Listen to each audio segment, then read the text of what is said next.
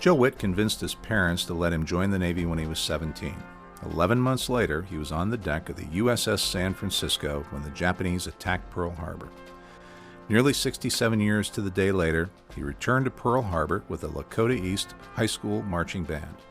This is his story. What's on your mind as you're about to go back into Pearl Harbor? What's on my mind? It's like a sadness, like I'm visiting my parents in a funeral home. Of course, I never knew many of the people on the Arizona, the battleship. I was on the cruiser San Francisco. But I kind of get a feeling, and I'll feel it probably all day coming here. It's a little nervous for me to do it, but I can handle it real well. I had a view of everything out here. What I was doing, my battle station was in the #1 turret, but we couldn't fire that. And was getting ready to go in dry dock. We had no ammunition for it anyway, aboard the ship. But I had a Springfield bolt-action rifle, 30 caliber. I stood on the fantail, that's at the stern of the ship, stuck right out, and I'm right in the midst of this looking and shooting at those planes. The torpedo planes that already came, they came and swept across. So a lot of that stuff's new, see, that wasn't there then. They came down across there and dropped them torpedoes. They ran right out to hit the battleship. But like he said, they didn't hit this one torpedoes. It got hit with a big bomb that they dropped off of one of them flying planes. Those dive bombers came in, they dived down, they dropped them bombs, and the fighter planes, the air was full of planes, smoke and planes and noise, and you just couldn't believe it. And they would come up and they'd roll over and come right down on another ship and strafe it. And the bombers, when they get done, they come down and fly. Some of them are low, but the one came down, it was real low to our ship. I couldn't have been, looked over 25, 30 feet up. And the guy in the back thing, he had a machine gun, he was machine gunning. When I saw it, he didn't have a pointer for me, so he went ahead of me with it. But I didn't get a shot at him because he's there so quick and calm. You just get one shot. You see it unfolding around you, just like an surreal, unreal thing as those ships burn and blow up, and you just can't. Your brain cannot seem to absorb the enormity of this whole entire thing. It's been about 10 minutes after we got up there. We already see the torpedoes already come. These battleships already hit. They're sinking. They're rolling. That Arizona's rolling over. It's awful to see a big battleship roll over in all that minutes.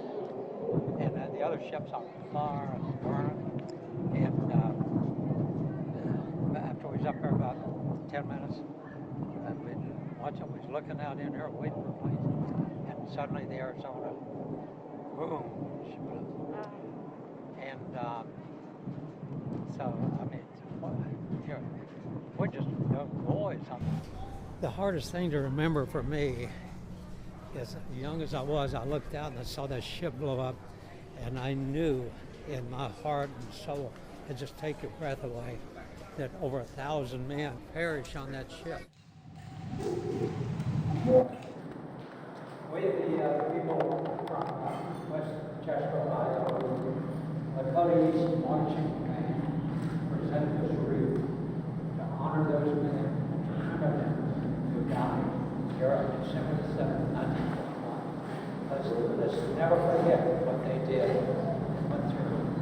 It's a very sad, tragic history, and we're here today to give honor to them.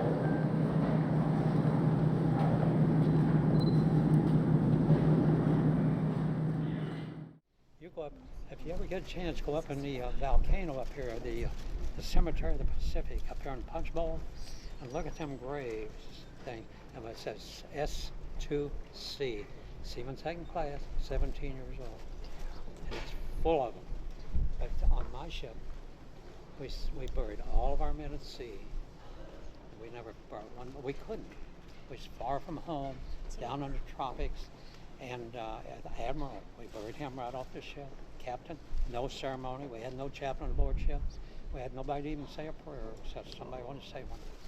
We had so few officers to bring us back that we got lost coming back. And So we just filled in, we got it back, repaired it, got right back out, and went right back out and fought part of it. We came from Guadalcanal this months later. We just shot the ribbons fighting down there. Came into San Francisco, our home port, and I'm up on the deck. We got some new men to replace our summer casualties, and they let a newspaper reporter come on. See, that's our home port. We're named after that city. And he came aboard. He wanted to interview somebody that I knew that.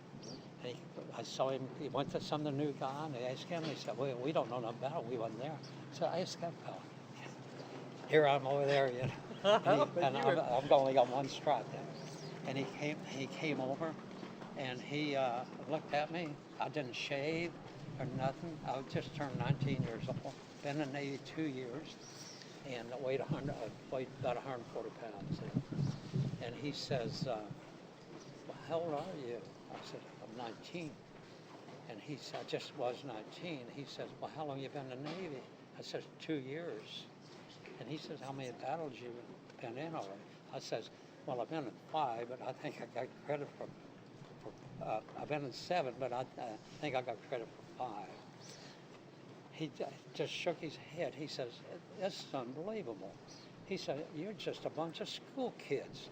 I said, "Mister," I said, "that's who's fighting your war, school kids," and it's true. If you would ask me, would you go and do a fight again? I'd say, yes, I would. Just give me a chance. And I'll get it.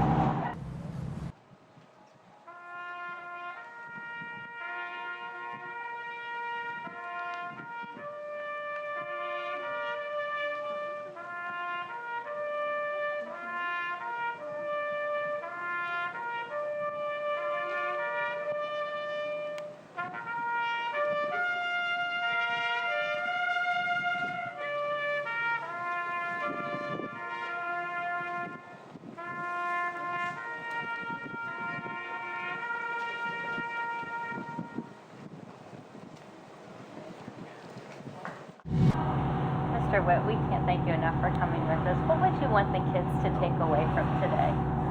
Well, I want them to take away the fact that their freedom was on the line right here on that day. And that those people that's no older than they are, like myself, stood and rebelled and stood up for America and freedom.